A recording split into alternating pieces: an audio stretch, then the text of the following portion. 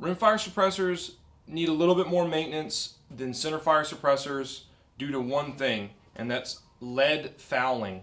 What ends up happening as you shoot the 22 caliber bullets, they're not jacketed with a full copper jacket. They may be copper washed or waxed, but they're pretty much exposed lead.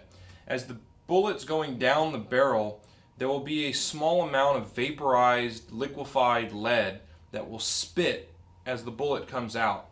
It actually loses a little bit of its lead as it's smearing down the barrel, and it'll basically like splash inside the suppressor, and you end up with lead buildup inside the can.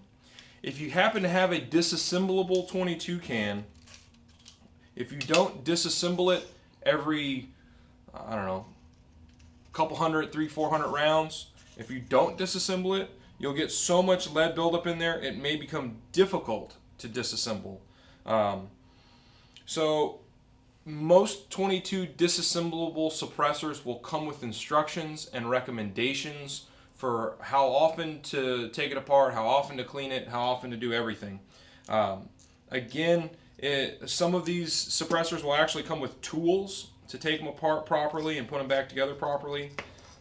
This suppressor has not been shot too much. It's relatively new to my suppressor collection, but as you can see, the baffle stack back here gets pretty dirty. This is actually on the outside of the baffle stack. And if you see, these normally come apart real easy on a brand new can, but these are getting real stiff and hard to take apart. So the lead fouling is what's causing these to be difficult to disassemble. And so as you go to pull these apart, let me see if I can get that piece right here.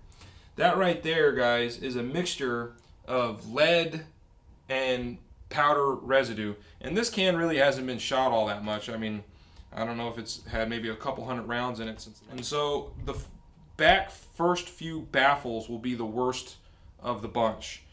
I don't necessarily like a bronze bristle brush on aluminum if your can happens to be aluminum.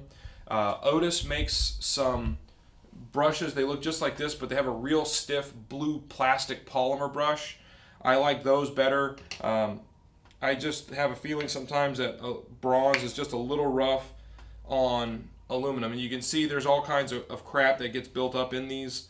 You can go in there with a little plastic scraper. An old piece of a credit card works pretty good. You can go in there and poke around. If you can get a tight shot on that right there, you can see this back initial blast baffle definitely has some buildup on it.